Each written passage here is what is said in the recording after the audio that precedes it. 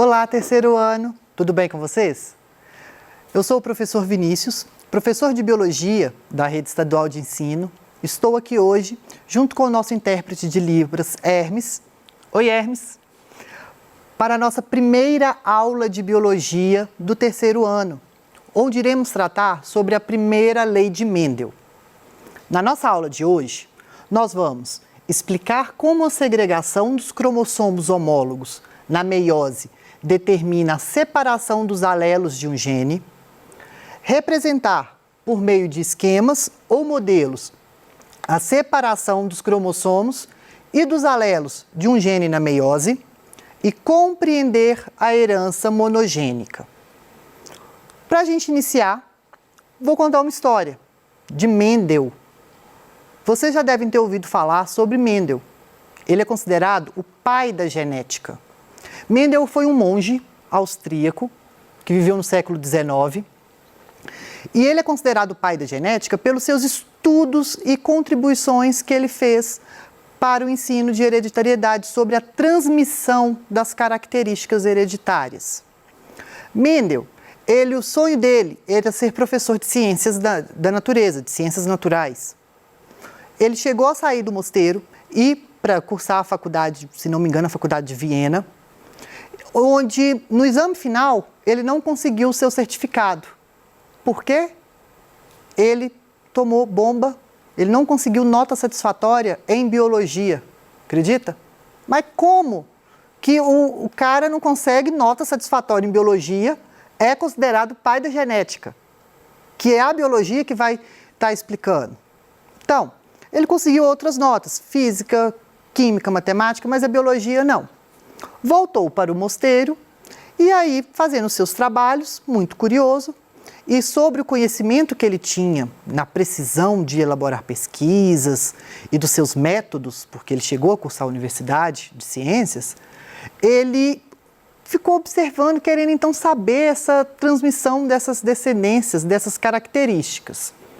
Mendel, então, em 1857, ele iniciou seus trabalhos com as plantas de ervilha, ervilha de cheiro, pisum sativum, observando a transmissão hereditária de várias características. Mendel, ele estudou outras plantas, mas a ervilha, ela tem um ponto-chave aí que a gente vai ver. Em 1865, ele publicou o artigo Experiments with Plant Hybrids, experimentos com plantas híbridas, que foi ignorado. Adivinha por quê? Como que um cara que não conseguiu nota satisfatória em biologia, transmite então, faz um estudo desse para falar sobre hereditariedade. Então foi ignorado.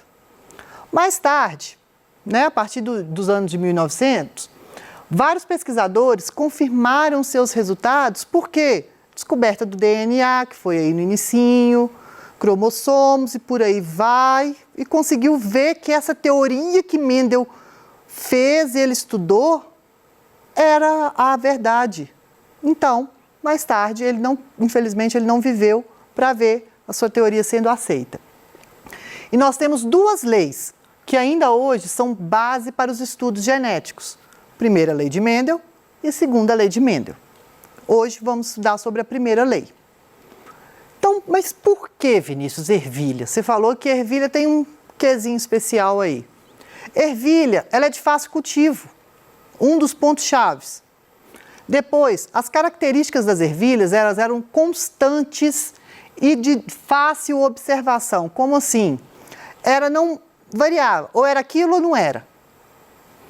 Ciclo de vida curto. Então, em um pequeno período de vida dela, ela vai também o quê? Deixar vários descendentes. Com isso, então, em estatística, vocês estão vendo aí no terceiro ano, trabalhando com moda, mediana, média aritmética, ponderada, isso é conteúdo de estatística. Então, a gente sabe que numa amostragem, quanto maior a minha amostragem, mais preciso pode ser o meu resultado. Então, um grande número de descendentes. E de fácil polinização. As ervilhas de cheiro, elas só conseguem se reproduzir através da autofecundação. Como assim, Vinícius? Elas mesmas se fecundam. Nós vamos ver. Então, isso daqui é o porquê das ervilhas. Mendel, na sua pesquisa, ele observou 7 características de ervilhas para chegar em sua conclusão. Vamos lá. Primeira característica que ele observou foi a textura da semente. E ela pode ter as variáveis. Sempre tinham 2. Ou era lisa ou era rugosa. Depois, a cor. Ou era verde ou era amarela. A vagem, onde ficavam as sementes. Ou é verde ou é amarela. A forma dessa vagem pode ser inflada ou comprimida. As pétalas das flores podem ser brancas ou violetas. A posição das flores ou era posição axial, que igual a gente está vendo na imagem, ou terminal. E a altura da planta, ou ela era alta ou era baixa. Olha como essas características, elas são de fácil observação. Você não precisava de ficar olhando assim, será que é um verde claro, escuro? Não, ou é verde ou é amarelo. Ou é lisa ou é rugosa. Não tem meio termo. Isso contribuiu muito para os estudos de Mendel. Então, como que Mendel fez? Lembra que eu falei da autofecundação? Então, a flor da ervilha está aqui. Ela vai ter a parte feminina e a parte masculina. O que vai acontecer? Ele tirou as anteras dessas flores, para que elas não se autofecundassem. Por quê? Como elas se autofecundam, ó, a flor ela é fechada. Eu esqueci de falar, ela é fechadinha. Ela só vai abrir para fazer essa autofecundação. Abriu, autofecundou, fechou de novo. Olha só que engraçado.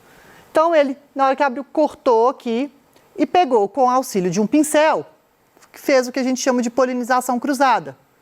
Pegou o pólen, que é o gameta masculino, da flor branca, colocou aqui no gineceu da flor violeta.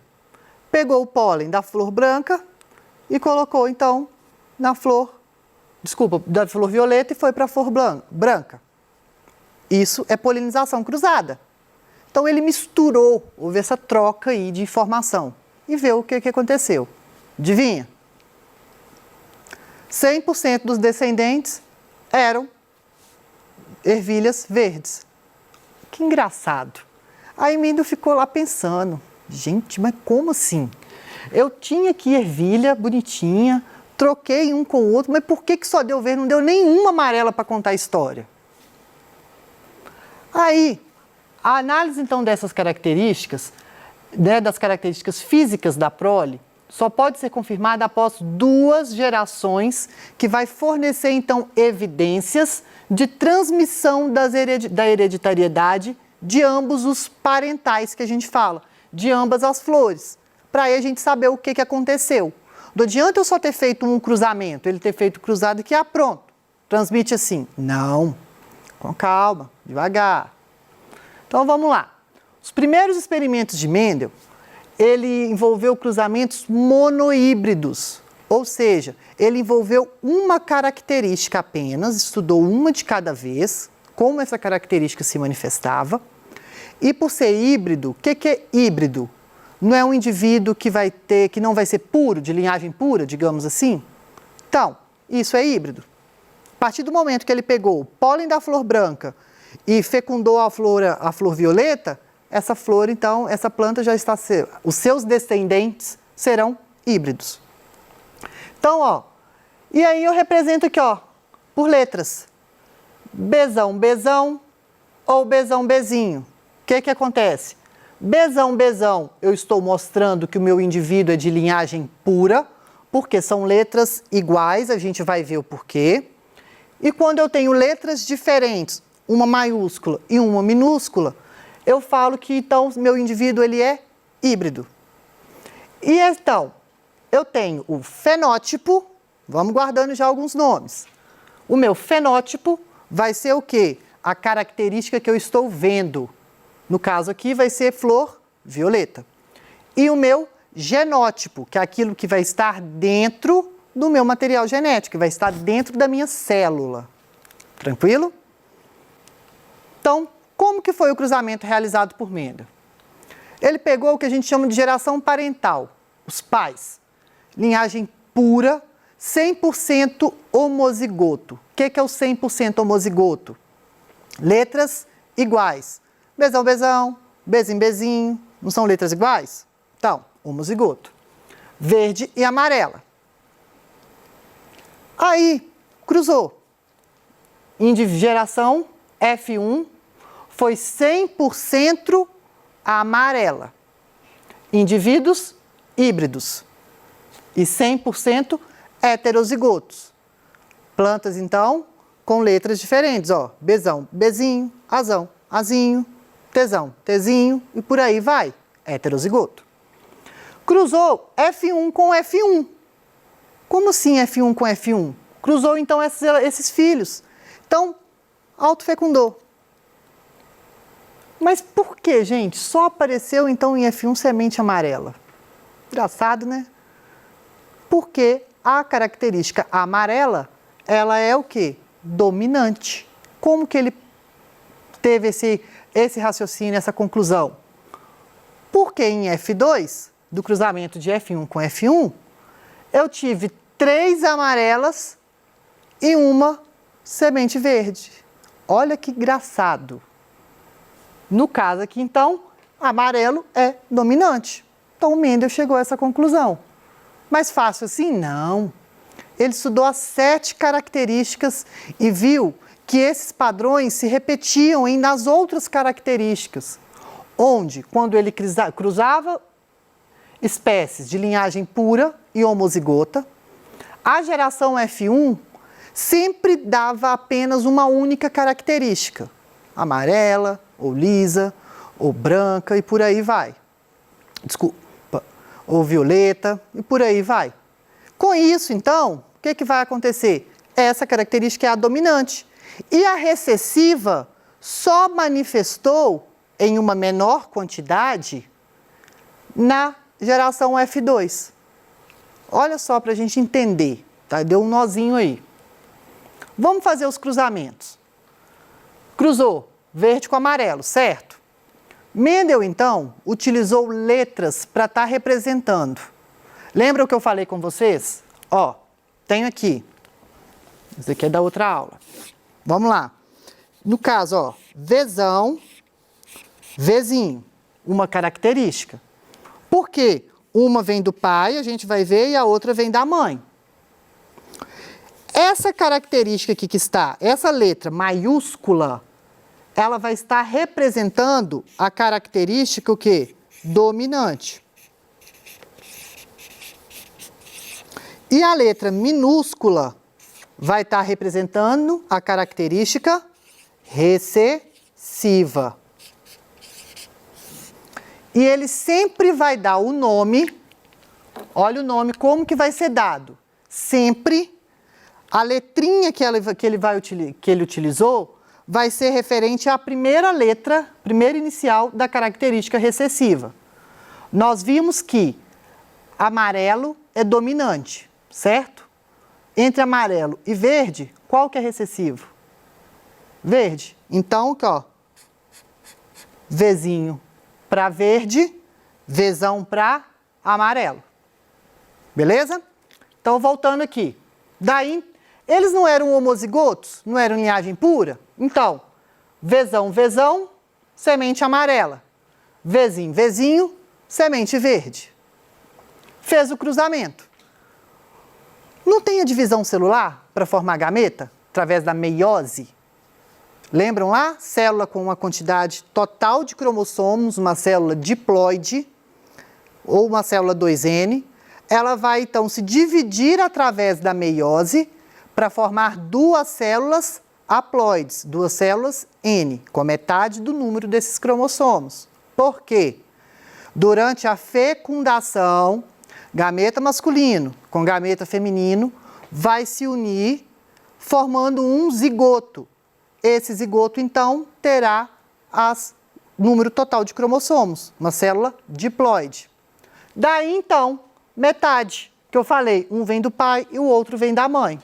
No caso, Ervilhas, Vzão, Vzão, só poderiam produzir gametas o quê? Vzão e Vzão. Ervilhas, Vzinho, Vzinho, Vzinho e Vzinho. Como que foi F1? 100% o quê? Amarela, não foi? Olha lá. Vzão com Vzinho, Vzão, Vzinho. Então, todos 100% Vzão, Vzinho. Depois ele pegou e cruzou F1 com F1, não foi? Vzão, Vzinho com Vzão, Vzinho. Vzão, Vzinho pode produzir, então, dois tipos de gametas. Ou Vzão ou Vzinho. Não é que pode produzir. Aí parece que produz aleatório.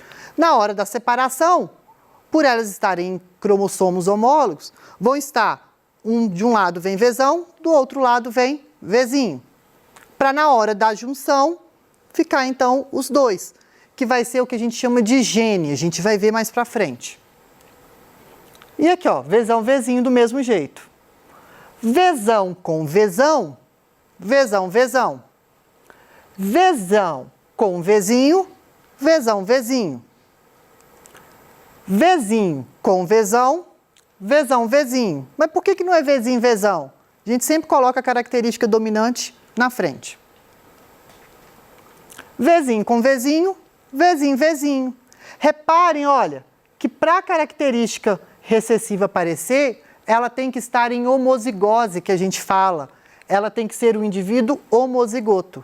E para a característica dominante aparecer, ela não necessita de estar em homozigose, porque ela vai dominar. Mas isso pode variar, a gente vai ver mais para frente. Mas não vamos preocupar com isso, não. Então, ó, aqui, 100% em F1 foi o quê? Vzão, Vzinho. Os genótipos, então, de todos os indivíduos aqui são Vzão, Vzinho. E o fenótipo, 100% amarelo. Quando eu perguntar genótipo, eu estou falando das letrinhas. Fenótipo, característica manifestada. Aqui embaixo, F2, 25% vai ser Vzão, Vzão. 50%, Vzão, Vzinho. 25%, Vzinho, Vzinho. Fenótipo, ó, não coloquei. 3 amarelas para uma verde. No outro slide tem. Eu posso estar representando isso através de um quadro, em vez de fazer aquelas ligações. Através do quadro de Punnett, ou de Pinet. Coloco, então, de um lado, como se fosse o joguinho da velha, os gametas masculinos, do outro, gameta feminino. Cada quadradinho, então, faço o cruzamento, ó. Vzão com Vzão, Vzão, Vzão com Vzinho, Vzão, Vzinho. Vzão, Vzinho, Vzão, Vzinho, Vzão, Vzinho. Nesse quadrado aqui, nos quadradinhos mais claros, está F1. 100% Vzão, Vzinho. 100% ervilhas amarelas. Então, aqui, ó, genótipo, fenótipo. Só lembrando. Vamos fazer o cruzamento, então, de Vzão, Vzinho com Vzão, Vzinho. Coloco aqui, separo. Vzão em um quadradinho, Vzinho no outro. Vzão em um quadradinho, Vzinho no outro. Vzão com Vzão, Vzão, Vzão. Vzão com Vzinho, Vzão, Vzinho. Vzão, Vzinho, Vzão com Vzinho, Vzinho, Vzão, Vzinho. Eita! Calma. Vzinho com Vzinho, Vzinho, Vzinho. Agora vamos lá então para os fenótipos. Vai ser 25%, desculpa, o genótipo, ou 1/4, por que 1/4? 1 em 4 resultados, Vzão, Vzão. 50% ou 1/2, que vai ser Vzão, Vzinho. E, desculpa, não 15 não, desculpa, é 25% Vzinho, Vzinho, ou 1/4, que é 25, tá, gente? Desculpa. Então, vamos lá. Genótipo, os fenótipos. Amarelo, Vzão, Vzinho, amarelo, Vzão, Vzinho, amarelo, Vzinho, Vzinho, verde. Proporção fenotípica agora, os genótipos. 3/4 ou 75% são o quê? Amarelas, 1/4 ou 25% verde. E aqui então eu tenho os meus fenótipos. Bom, infelizmente nossa aula está acabando, não vai dar. Aqui a gente fez o cruzamento, mas aqui eu tenho então, só para a gente fechar, o vocabulário genético, que vai ser a proporção genotípica, quando eu tenho os genótipos, desculpa, e a fenotípica, que eu tenho os fenótipos. Na próxima aula a gente volta, tá? Até a próxima!